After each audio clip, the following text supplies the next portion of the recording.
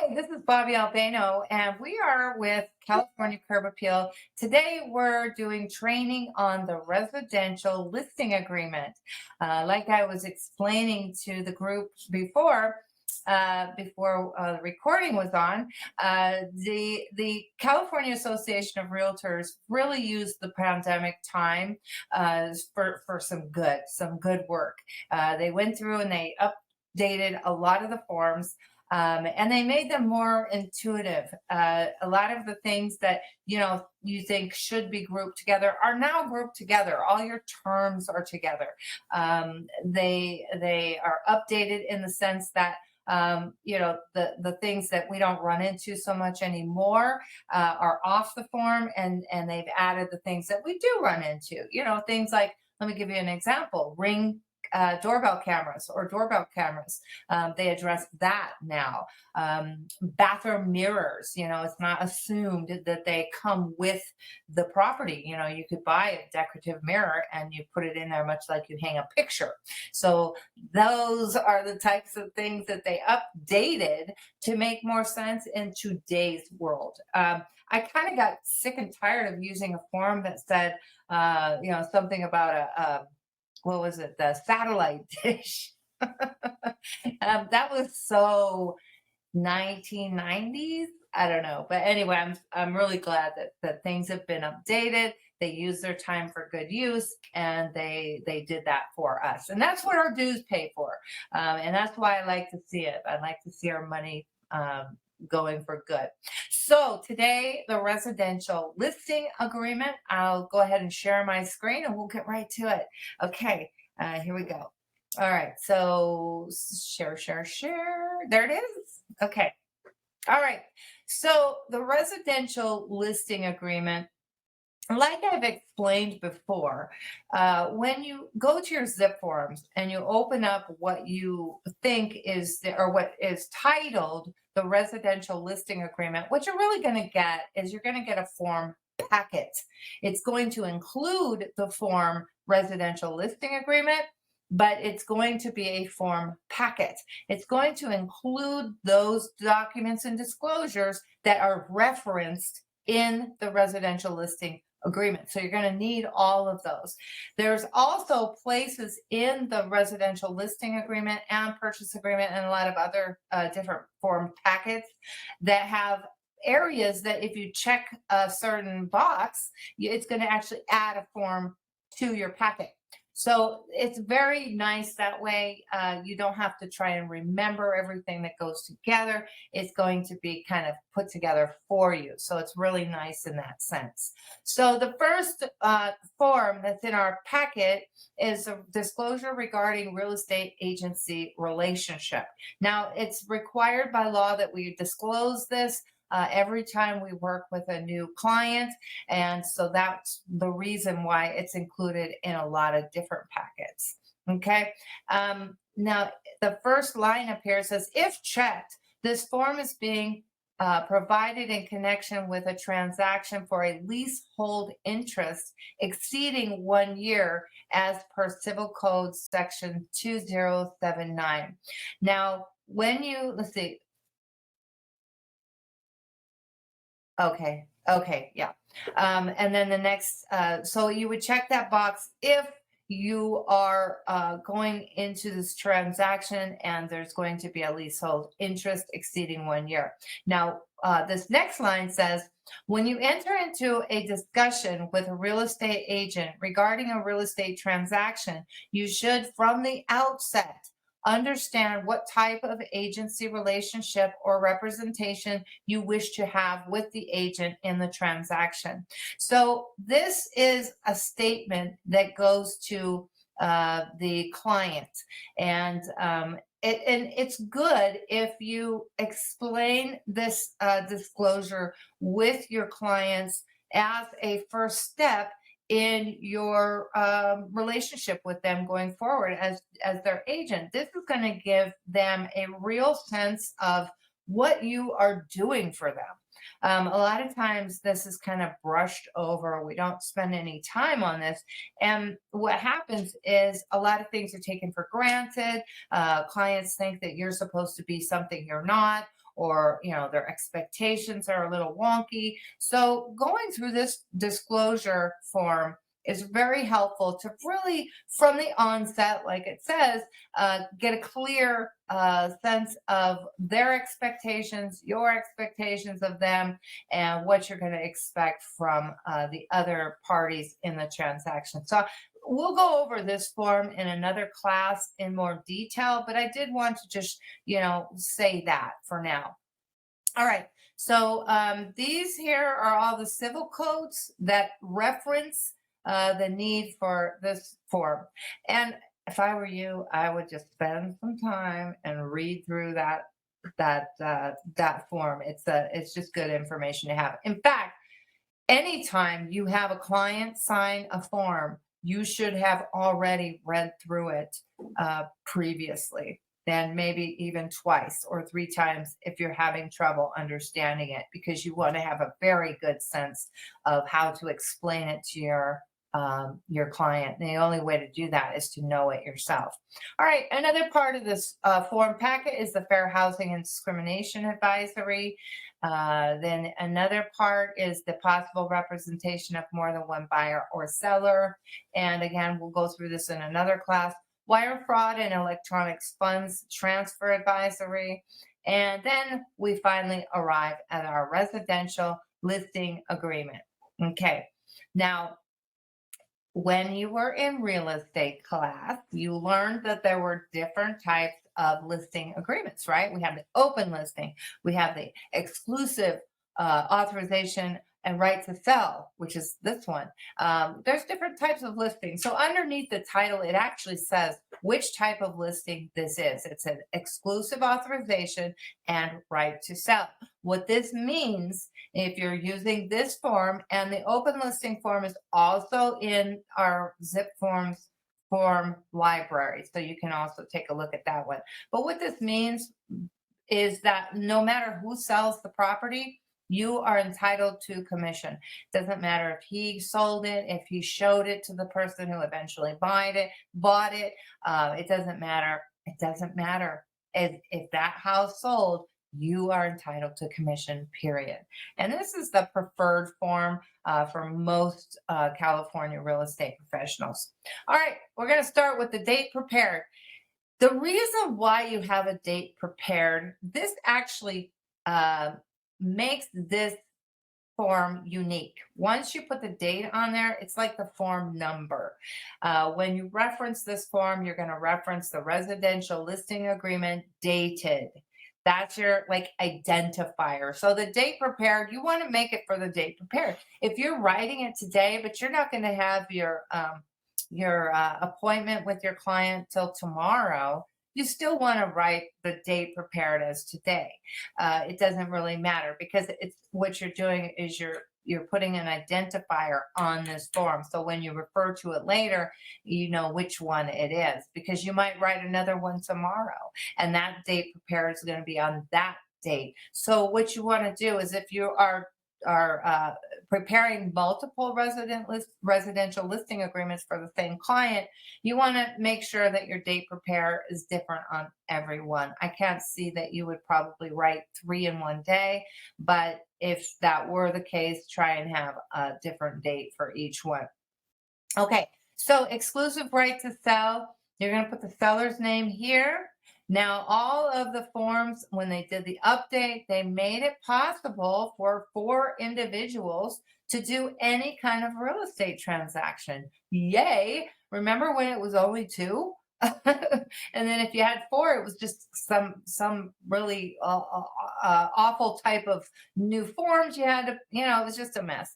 Now you have the ability to have 4 individuals on any type of transaction. So you're going to put your seller there. Okay, it only gives you 2 lines here. I wonder if that didn't change. Well, let's move on anyway. Hereby employs and grants, and you're going to put your broker here. whatever, broker's company name. So you would put California Curb Appeal, Real Property Specialist, spell it out. Now, let me just stop there for just a moment. If you are to go back to your dashboard, you see where my little pointer is, dashboard. You can, oh, I'm sorry, not the dashboard. If you go over here to where this little face is, this is where you can put in your profile. You want to do that first, even before you start using Zip Forms at all. You want to create your profile. You want to put in your company name, your license number, your company's license number, the address, the phone number, all of that information. Because what's going to happen is once you put that information in, a lot of these form fields are going to auto-populate. So instead of saying Revilo Realty, it's going to automatically populate to be your company name. Now, also, Zip Forms has this wonderful ability to give you a drop-down list of previously used text for that field. So it does really help you out quite a bit. But if you make sure your profile is complete, it's going to save you a lot of time. Secondarily, if you make sure that it feels like we're missing a what do you call it, menu. But if you also enter in the buyer, your seller, you put in your client's name, you put in your seller, yourself, your broker, you put in the people that are going to be party to this transaction, all of that information is going to auto-populate as well. Then you can also do what's called MLS Connect, which is a great, great tool. So if you take those steps beforehand, have your profile complete, put in all the parties to the transaction, then do an MLS Connect, then the form is almost completely filled out for you because you've already put in the data it needs. It's going to automatically populate for you. So that's pretty exciting stuff. So let's go back to, let's hop over to MLS Connect. I want to show it to you. We just need an MLS listing number. Let's go ahead and find one real quickly. It's going to take me just a second. Okay. Unless somebody's got a listing number that we can use. Don't be shy. I'm still looking one up, but if you got one, please share. Matrix. Read later. Search residential. We'll just do by address. Let's just go city, San Bernardino. Okay. And we'll just do any old active listing. There's 189. Okay, so we're going to use this one. Oh, we have one of our own. Okay, I'm going to use this one. All right, so I'm just going to copy the listing number from the MLS. You can't see that because I did not share that with you, but we're just going to go back over here. Bear with me. Okay, so there we go. Now we're going to go back over to our listing agreement. Okay, so now I'm going to click MLS Connect. I'm just going to click it. And then it brings up a little pop-up box. It says your MLS name, and we are CRMLS. So, CRMLS. And then that was step 1, choose your MLS. Step 2, find property. So we're going to choose the listing type. It's a property. There should be more options there, but I'm going to put the listing ID number. I'm just going to paste it in there, and then I'm going to click find. And it will find the property. I'm going to verify that that's the property address that I intended, because if you if you're typing numbers, it's possible to have an error. So yes, that is the one I chose. So I'm going to just click import. Now, what I'm going to get is a pop-up box that says, do you want to replace existing data with imported data? Of course I do, because anything I've put in there, it was, it's going to be for the same property. What this does is ensures accuracy. And do you see what happened here? I have, oh, it's so funny. It put the wrong, oh, no, it didn't. Okay, it just put a date in for my listing period. I don't know. Oh, it put in today's date. Is today the 21st? No, it didn't. It put in the day before yesterday. I don't know what date that is. Anyway, when you do your MLS Connect, do it first because it is going to replace all of the data you put in with new data. That's okay. If you do it first, then you can fill in, okay, date prepared. I'm preparing it today. Exclusive right to sell. I'm going to put in Joe buyer or Joe seller. Yeah, because it's his property. And it says hereby employs and grants. Oh, I see why it put in. You know what? Let me back up. This is a listing agreement. You are probably going to do this before you put it in the MLS. I'm thinking purchase agreement. So the likelihood is you will not have the MLS, the listing in the MLS before you do the listing agreement because that would be against the rules. So you're not going to be able to use MLS Connect on a listing agreement. My apologies. But I did get to show it to you. So, nothing lost. So I'm going to go ahead and replace this information with our company. Okay. And then listing date. But did you see what it did? It actually put in the actual listing information from that listing. That was the company that listed that property. It began on 7/24/23. So that was pretty interesting. Anyway, we're going to put the beginning date. Let's say it's going to happen today. I'm going to put in today's date. That's 2023, not 4. There we go. And then it's going to end. You must put an ending date. It is against the rules to not put a listing end date. That used to happen quite a bit. Folks would take a listing and not put in a listing end date, and therefore the listing, could be until the property sold, even if that took a very long time. So that it's very important.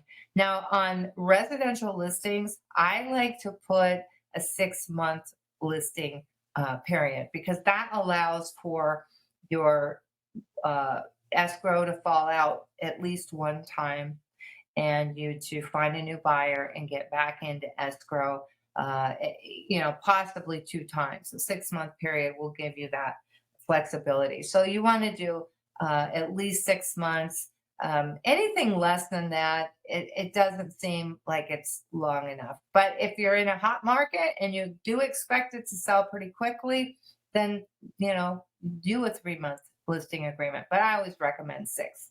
So 7, 8, 9, 10, 11, 12, 1. So we're going to look at January, and then I'll go to the day before. So it's exactly 6 months. All right. And then listing period, the exclusive and irrevocable right to sell or exchange the real property described as, put the address there, put the city, the county, the zip code, assessor's parcel number. And then if the property is a manufactured home, you're going to check this box. And what does checking the box do? It actually adds another disclosure that's necessary for a manufactured home listing.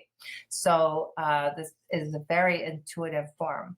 Now, the second box, it says this property is being sold as part of a probate, conservatorship, guardianship, or receivership. So it says C for probate listing, addendum and advisory, CAR form PLA for additional terms. So if you check this box, it's actually going to add the probate listing addendum. So again, very intuitive. When you're done with your listing agreement, you're going to have a whole complete forms packet that you will want your client to sign, each and every document that is provided for you in this packet.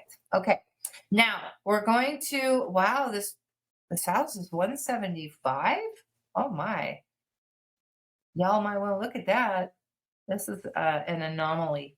Okay, so we're going to put in a listing price. All you will fill out is the dollars section.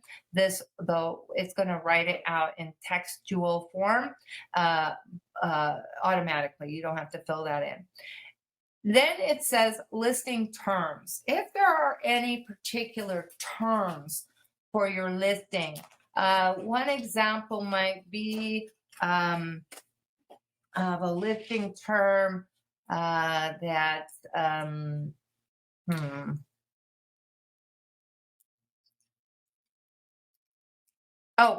one listing term might be that after 1 week, if there are no inquiries about the property, that the listing price is decreased by some percentage. That would be an example of a listing term. Any finance terms or showing terms, you want to leave out of this area. This is strictly for any listing terms. Okay. Compensation to broker, the most important part of this form. It says, notice the amount or rate of real estate commissions is not fixed by law. They are set by each broker individually and may be negotiable between seller and broker. Real estate commissions include all compensation and fees to broker. This is to make sure that brokers in any region aren't getting together and saying, hey, don't offer to go any lower than 6. If we all stick together, then we can make sure everybody pays 6. We can't do that. That is totally against the law. That is price fixing, and it's very illegal. So every single agreement that you have with your client is a brand new negotiated rate that you and that person agree to. And most people will come in with the rate that they want to pay, and every agent should have an idea of the rate they want to get. The trick is to come to an agreement on a price that you both can agree on. Now, I would say if you're looking to list a property that is in excess of $1 million, then please, take that into consideration.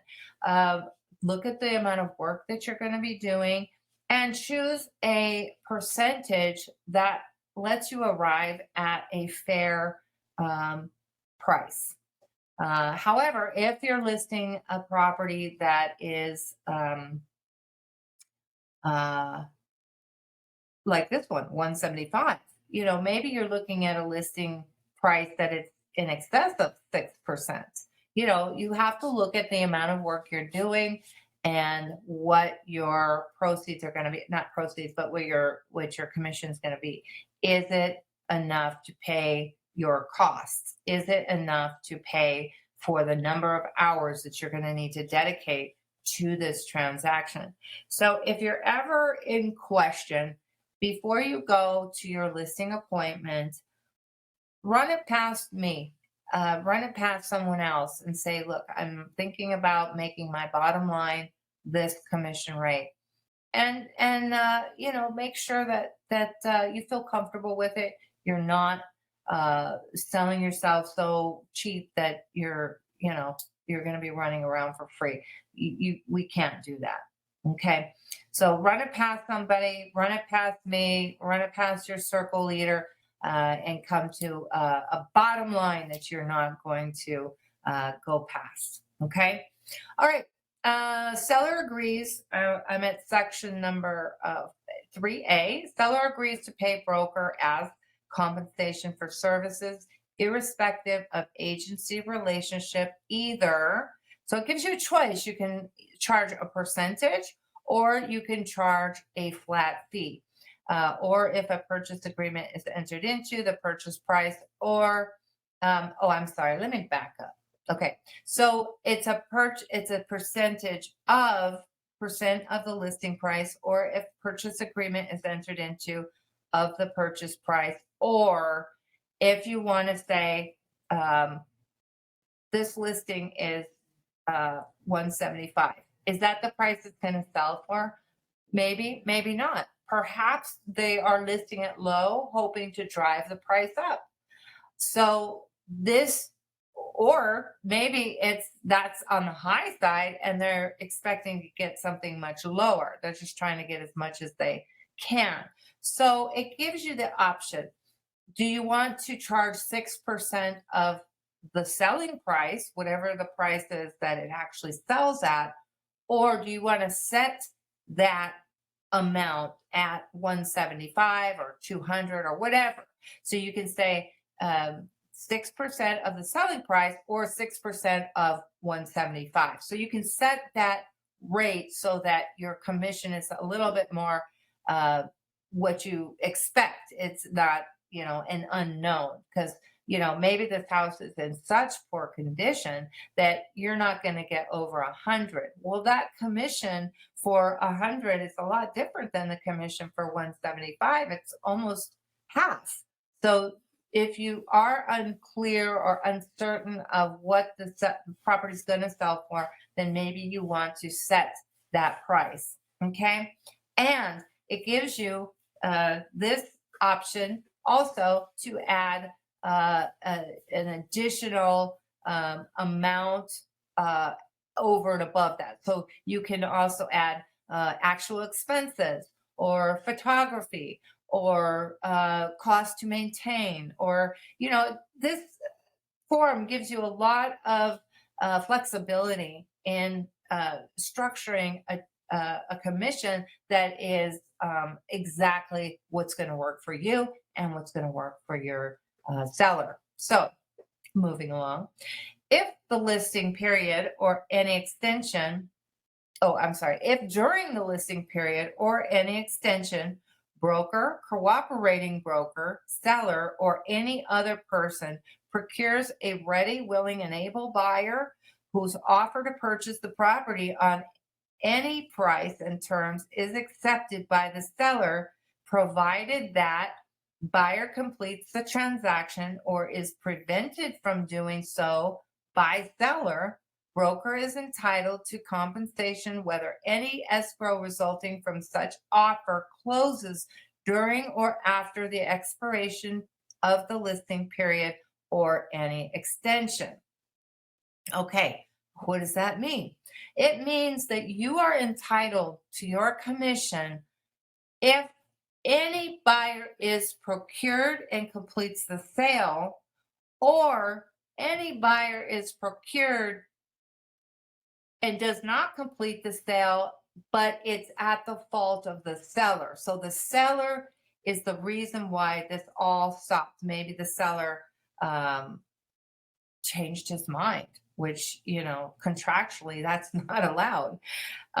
If the seller changes his mind and you brought a ready, willing, and able buyer at the price he wanted, he or she, and the seller says, no, I changed my mind, you are still entitled to your commission because you fulfilled the contract obligations of this agreement. Okay? That's what that means. But that's number one.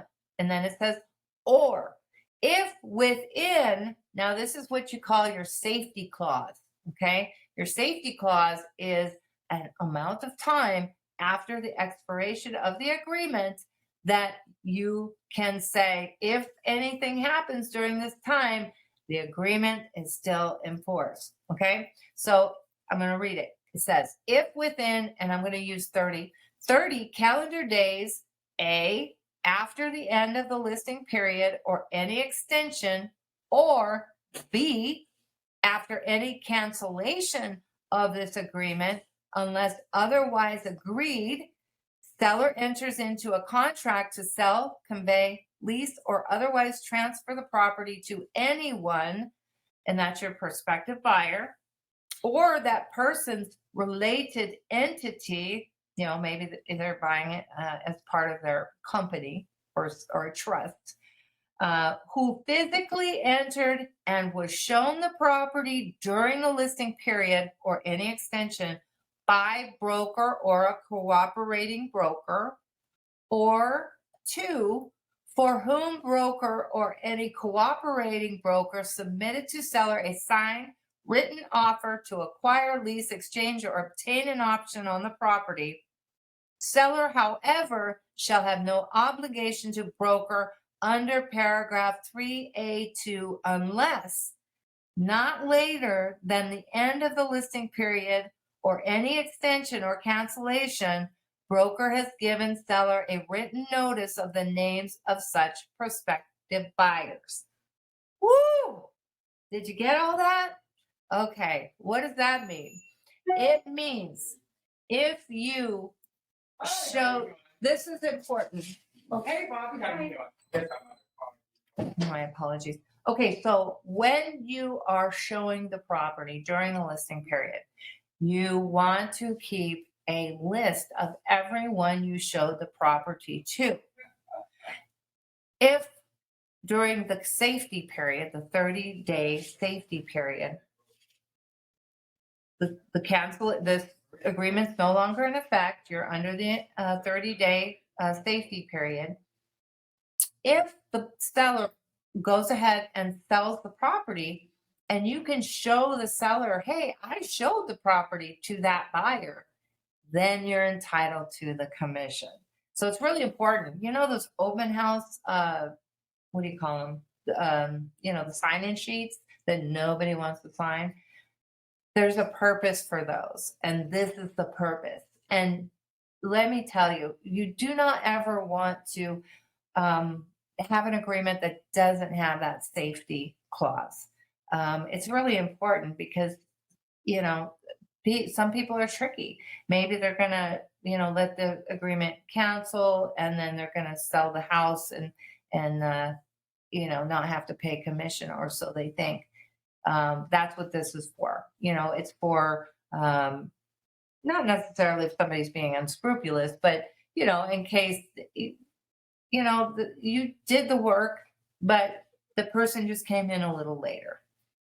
So I would always have a safety clause in any agreement that I complete with a buyer or seller. In this case, seller. Okay.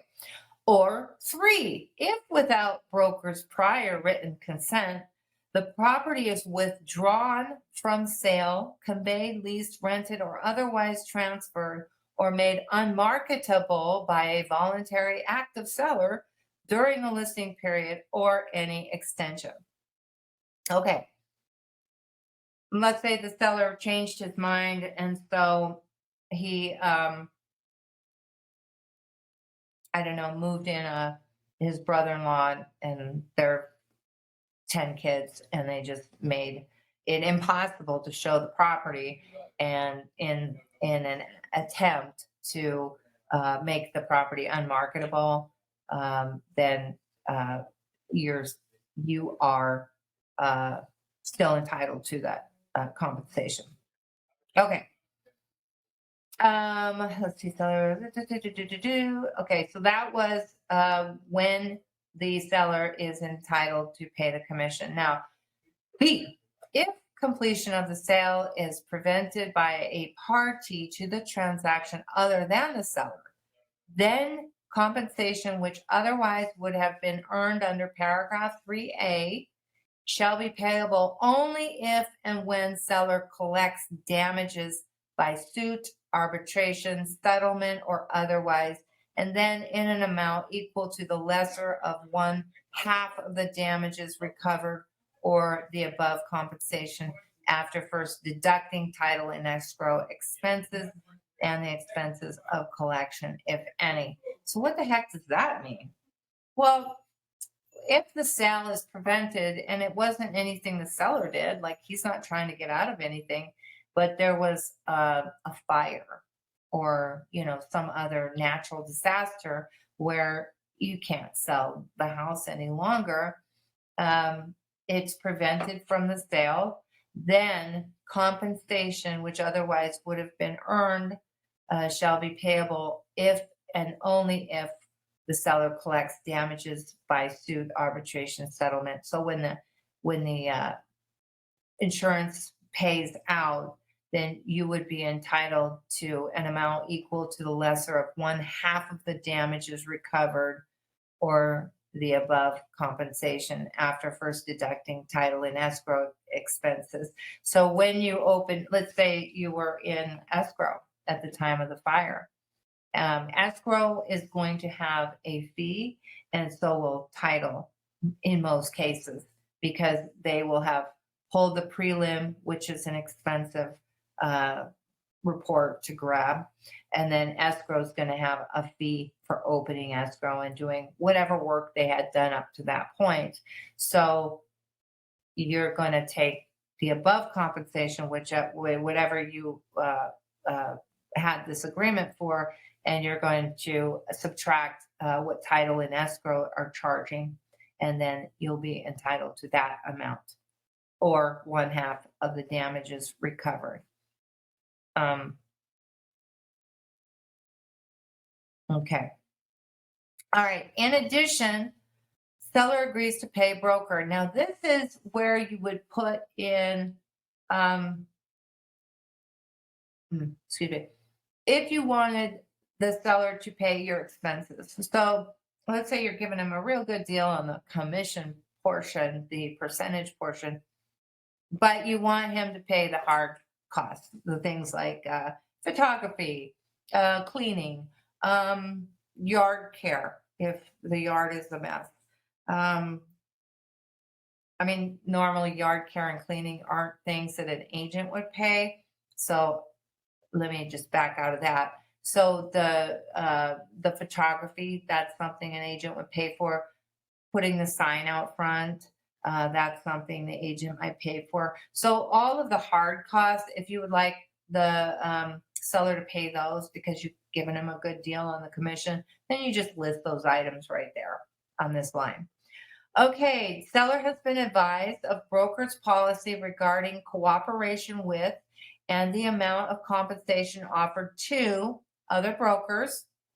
Broker is authorized to cooperate with and compensate brokers participating through the multiple listing service, MLS, by offering to MLS brokers out of brokers compensation specified in paragraph 3A either. So here's where you're going to put the amount that you're going to offer the buyer's agent.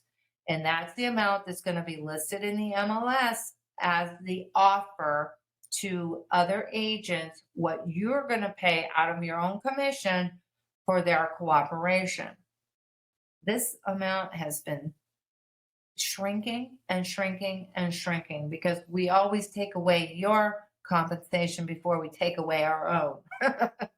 It used to be the custom was that you would split whatever you got. If you negotiated a listing price of 5%, you'd split it down the center, 2.5, 2.5.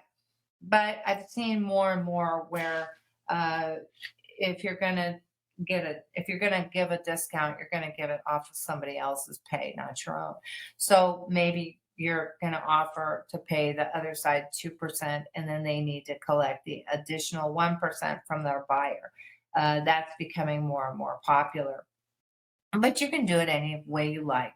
I would recommend, however, the lower this amount is, the less likely that you're going to have brokers showing this property. So if you were to put 1 or 1.5, it might be likely, even though they're not supposed to, that agents would kind of veer away from showing your property. They're going to show something that's paying a little bit better. However, this is completely up to you. You can explain to your client how this works. Most sellers feel like, well, why am I paying their broker? And you can explain it, if they pay their own agent, then the money they pay their agent is going to be rolled into the loan they get for the house. So they're paying more for the house. So it's just the reason it ended up this way is kind of either way you do it, the net result is gonna be this. The price of the home is gonna be higher and the seller's gonna, it's gonna come off the price of the house, so why not have it on the seller? Anyway, if you have trouble with that, just think it through. Think it through. Think about if the seller pays his own commission, what that would look like. And it looks exactly like the seller paying all the commission and the price of the house being higher. So if they want to argue with you, you can say it like this. Look, if you don't want to pay the buyer's side of commission, let's just increase the price of the house by that 3%. Yeah, problem solved. Okay. Who's really, Bobby, I always try to explain it to them as to who's really paying the commission. It's the buyer really paying the commission because they're getting the price of the house. So they're not really paying it. And that's how I kind of explain it. Say, who's really paying the commission? We could argue both Yeah. ways. The buyer is really paying the commission because they're giving you the asking price that you want. Yeah, no, you're absolutely right. The buyer's paying all the commission because he's the one buying everything. He's the one paying. So yeah, no, good point. Good point. Thank you. All right. We are out of time. I'm so sorry, but we did end up where I wanted to end up. We got the biggest portion of the listing agreement talked about. Now, when we come back next Wednesday at 10 a.m., we're going to go ahead and go through the rest of the residential listing agreement, and hopefully you'll get a good understanding of how to use it, when to use it, and the best way to use it. Okay? All right. Any questions before we wrap up? All right. Everybody have a nice afternoon, and we will see you all next week. Thank you. Bye-bye.